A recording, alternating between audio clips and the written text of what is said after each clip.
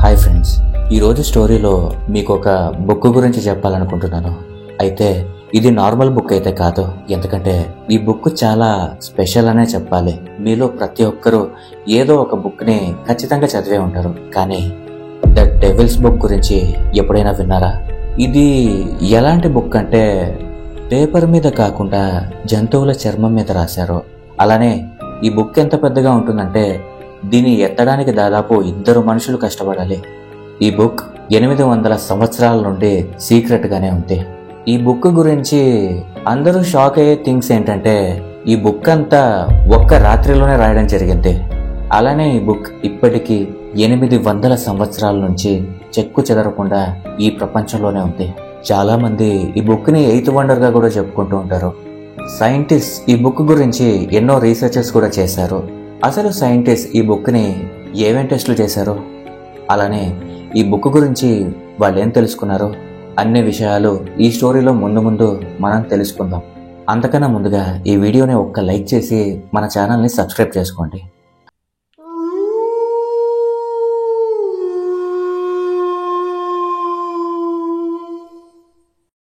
అసలు ఈ బుక్ ఏంటి?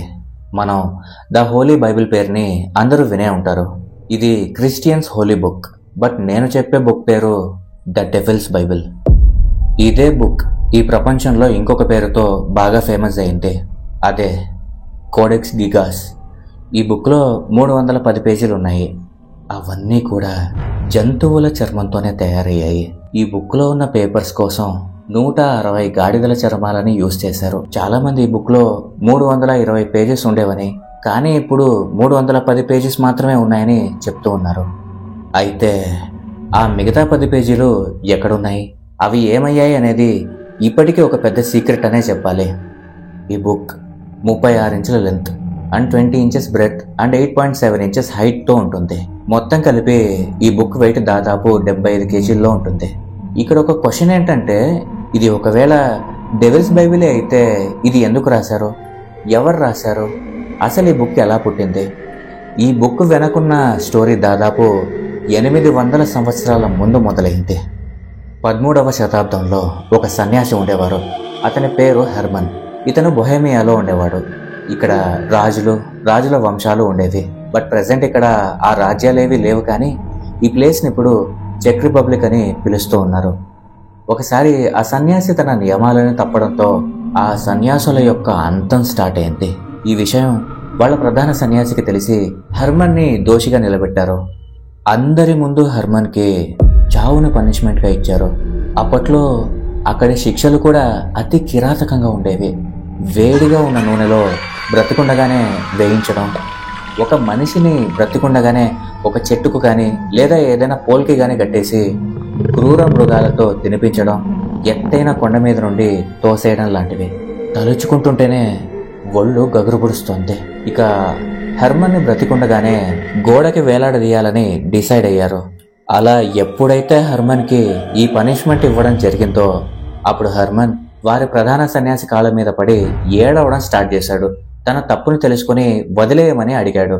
అయినా కూడా ప్రధాన సన్యాసి ఒప్పుకోలేదు. తర్వాత హెర్మన్ తన ప్రాణాలను కాపాడుకోవడానికి ఒక ఇంపాసిబుల్ అనిపించే ఒక విషయాన్ని చెప్పాడు. అదేంటంటే, మీరు కానీ నా తప్పుని కరెక్ట్ చేసుకునే ఛాన్స్ నాకు ఇస్తే నేను ఎలాంటి బుక్ని రాస్తానంటే అలాంటి బుక్ ఈ ప్రపంచంలో ఎవ్వరూ కూడా రాసి ఉండరు. అలాగే ఈ బుక్ మనుషులకి చాలా ఉపయోగపడుతుంది. అంతేకాదు ఈ బుక్ని నేను ఒక్క రాత్రిలోనే రాయడం పూర్తి చేస్తానని హెర్మన్ చెప్పాడు. ఈ మాటలు విన్న అందరూ సన్యాసులు కూడా ఒకరిలో ఒకరు మాట్లాడుకోవడం మొదలుపెట్టారు. హెర్మన్ అసలు ఏం మాట్లాడుతున్నాడు, అసలు ఇలా చేయడం ఇంపాసిబుల్ కదా. అలా కొంచెం సేపు డిస్కషన్ జరిగిన తర్వాత అందరిలో ఆ ప్రధాన సన్యాసి హెర్మన్ చెప్పిన దానికి ఒప్పుకుని, ఒకవేళ ఆ బుక్ని నువ్వు ఒక్క నైట్లో కంప్లీట్ చేస్తే రేపు పొద్దున్నే నిన్ను ప్రాణాలతో వదిలేస్తా అని చెప్పాడు. ఆ తర్వాత వెంటనే హెర్మన్ బుక్ రాయడం మొదలు పెట్టాడు. అతను బాగా ఇన్వాల్వ్ అయ్యి ఆ బుక్ని రాస్తూ ఉన్నాడు. అలా రాస్తూ ఉండగానే సగం రాత్రి అయిపోయింది. అయితే హెర్మన్కి ఈ బుక్ రాయడం నిజంగానే ఇంపాసిబుల్ అనే ఫీలింగ్ వచ్చింది. ఒకవేళ తను ఈ బుక్ని రాయడం ఫినిష్ చేయలేకపోతే నెక్స్ట్ డే మార్నింగ్ అతనికి డెత్ కన్ఫర్మ్. ప్రెజెంట్ అతని దగ్గర 2 దారులు మాత్రమే ఉన్నాయి. ఒకటి ఇంపాసిబుల్ అయిన బుక్ని మార్నింగ్ కల్లా రాయడం, ఇంకొకటి డెత్ సెంటెన్స్కి రెడీగా ఉండడం. ఇప్పుడు హెర్మన్కి చాలా తక్కువ టైం ఉంది. ఆ తర్వాత హెర్మన్ ఎలాంటి పని చేశాడంటే, ఒకవేళ ఆ పని చేయకపోతే మేబీ బుక్ పుట్టి ఉండేది కాదేమో. నార్మల్గా మనం కష్టాల్లో ఉన్నప్పుడు దేవుడికి ప్రార్థన చేస్తాం, కానీ హెర్మన్ మాత్రం సైతాన్ అంటే డెవిల్స్ గాడ్ అయిన లూసిఫర్కి ప్రే చేశాడు. ప్రేయర్లో భాగంగా ఒక వింత పూజని చేయడం స్టార్ట్ చేశాడు. ఆ పూజలో హెర్మన్ లూసిఫర్ని పిలవడం మొదలు పెట్టాడు.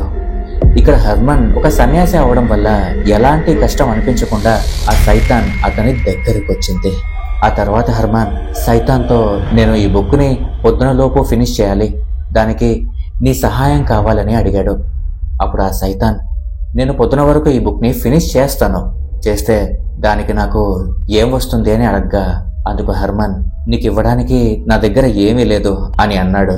అప్పుడు సైతాన్, నాకు ఇవ్వడానికి నీ దగ్గర ఒకటి ఉంది, అదే నీ ఆత్మ అని సైతాన్ అనగా, అప్పుడు హెర్మన్ దగ్గర వేరే దారి లేకపోవడం వల్ల తన ఆత్మని సైతానికి ఇచ్చేయడానికి రెడీ అయ్యాడు. అలా వాళ్ళిద్దరి మధ్య డీల్ కుదిరింది. నెమ్మదిగా హెర్మన్ నిద్రలోకి జారుకున్నాడు.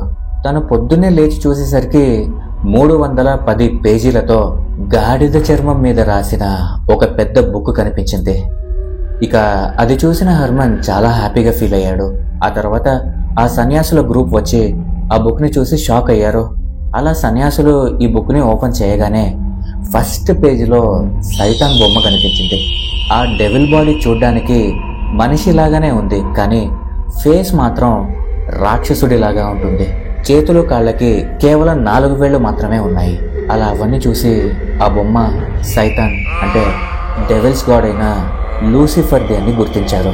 ఈ బుక్ని రాయడానికి ఎరుపు, పసుపు, నలుపు, ఆకుపచ్చ మరియు బంగారు రంగులని ఉపయోగించారు. అలాగే ఈ బుక్లో సూర్యుడు, చంద్రుడు, నక్షత్రాలు, పాలపుంతలు, స్వర్గం అండ్ నరకానికి రిలేటెడ్గా పిక్చర్స్ ఉన్నాయి. ఈ బుక్లో కంప్లీట్గా బైబిల్ గురించే రాశారు. దీంట్లో రాసిన బైబిల్ చాలా ప్రాచీన చరిత్రకి సంబంధించింది. ఈ బుక్లో సైతాన్ని ఎలాంటి పూజలు చేసి పిలవాలి, ఇంకా ఎన్నో విషయాల గురించి రాసి ఉంది. ఈ బుక్ని లాటిన్ భాషలో రాశారు. బుక్లో సైతానికి రిలేటెడ్గా చాలా విషయాలు ఉన్నాయి. అందువల్ల ఈ బుక్కి ద డెవిల్స్ బైబిల్ అనే పేరు వచ్చింది. అలాగే దీన్ని కోడెక్స్ గిగాస్ అని కూడా పిలుస్తూ ఉంటారు. నిజానికి కోడెక్స్ గిగాస్ అనేది లాటిన్ వర్డ్. దీనికి అర్థం చాలా పెద్ద పుస్తకం అని. అలా సైతాన్ తను ఇచ్చిన మాట పూర్తి చేసుకుని హెర్మన్ ఆత్మను తీసేసుకుంది. అలా అప్పటి నుండి ఇప్పటి వరకు ఈ డెవిల్స్ బైబిల్ అలాగే ఉండిపోయింది. అయితే ఈ బుక్ ఎవరి దగ్గర ఉంటే వాళ్ళకి అసలు మంచి జరగలేదు. ఈ బుక్ని ఎప్పుడైతే ఆ సన్యాసులు చదవడానికి ట్రై చేశారో వాళ్ళందరి మైండ్స్ అన్నీ కూడా బ్యాలెన్స్ తప్పాయి. ఇంకొందరు సన్యాసులు ఆ బుక్ని చదవడానికి కూర్చున్నప్పుడు బుక్ మధ్యలో ఉన్న లెటర్స్ అన్నీ గాల్లో తేలుతున్నట్టు అనిపించింది. ఇక ఆ బుక్ని వేరే సన్యాసుల గ్రూప్కి ఇచ్చేశారు. అప్పుడు అక్కడ ఒక వింత డిసీజ్ స్ప్రెడ్ అయింది. తర్వాత వాళ్ళు ఆ బుక్ని లైబ్రరీకి పంపించేశారు. ఆ తర్వాత 1594వ సంవత్సరంలో ఒక రాజ్యానికి రాజు అయిన రూథర్ఫర్డ్ II ఆ బుక్ని ఇవ్వడం జరిగింది. ఎందుకంటే ఈ ప్రపంచంలో కొత్త కొత్త థింగ్స్ని కలెక్ట్ చేయడం అతని హాబీ. ఎప్పుడైతే ఈ బుక్ రూథర్ఫర్డ్ II దగ్గరికి వెళ్ళిందో అప్పటి నుండి అతని డౌన్ఫాల్ స్టార్ట్ అయింది. అలా ఒక యుద్ధంలో భాగంగా స్వీడిష్ ఆర్మీ ఆ బుక్ని ఆ కింగ్ నుంచి లాక్కుంది. ఆ బుక్ని తీసుకుని స్వీడన్కి తీసుకెళ్లి అక్కడ క్వీన్ అయిన క్రిస్టినాకి ఇవ్వడం జరిగింది. ఒకరోజు ఈ బుక్ ఉన్న ప్లేస్లో ఒక భయంకరమైన అగ్ని ప్రమాదం జరిగింది. ఈ ప్రమాదంలో చాలా బుక్స్, ప్రాపర్టీస్ అన్నీ కాలిపోయాయి, ఒక్క డెవిల్స్ బైబిల్ తప్ప. ఆ తర్వాత ఆ బుక్ని స్వీడన్లో కొత్తగా ఓపెన్ చేసిన నేషనల్ లైబ్రరీకి షిఫ్ట్ చేశారు. అలా అప్పటి నుండి ఇప్పటి వరకు కోడెక్స్ గిగాస్ అక్కడే ఉంది. అలా 800 సంవత్సరాలు గడిచిపోయాయి. సంవత్సరాలు గడుస్తున్న కొద్దీ అన్నీ మారిపోయాయి. అందువల్ల కొందరు శాస్త్రవేత్తలు ఈ బుక్ మీద రీసెర్చ్ చేయాలని డిసైడ్ అయ్యారు. అలా రీసెర్చ్ చేసిన తర్వాత ఈ బుక్లో ఉన్న అన్ని అక్షరాలు కూడా ఒకే విధంగా ఉన్నాయని చెప్పారు. అలాగే ఈ బుక్ కంప్లీట్గా ఒకే పెన్తో రాశారు, ఒక్క తప్పు కూడా లేదు. వేరే బుక్స్లో లేని ఇన్ఫర్మేషన్ కూడా ఈ బుక్లో ఉంది. అప్పుడు సైంటిస్ట్కి ఇది మామూలు బుక్ కాదు అని అర్థమైపోయింది. దీన్ని ఖచ్చితంగా ఒక మనిషి రాసే ఛాన్సే లేదు అని తేల్చి చెప్పేశారు. ఒకవేళ మనిషి ఈ బుక్ని రాయాలంటే దాదాపు 25 నుండి 30 సంవత్సరాల సమయం పడుతుంది. ఒకవేళ ఒక మనిషి 30 సంవత్సరాలు కూర్చొని ఈ బుక్ని రాశాడు అనుకుందాం. అయితే ఈ 30 సంవత్సరాల్లో ఆ వ్యక్తి వయసు పెరగడం వల్ల అతని హ్యాండ్ రైటింగ్ ఖచ్చితంగా మారుతుంది. బట్ ఈ బుక్లో స్టార్టింగ్ లెటర్ నుండి ఎండింగ్ వరకు ఒక్కటే హ్యాండ్ రైటింగ్ ఉంది. ఒక్క చిన్న తప్పు కూడా లేదు. అయితే చివరగా ఎక్స్పర్ట్స్ ఈ బుక్ని ఒకరే రాశారు, అది కూడా చాలా తక్కువ టైంలోనే రాశారు అని కంక్లూజన్ ఇచ్చారు.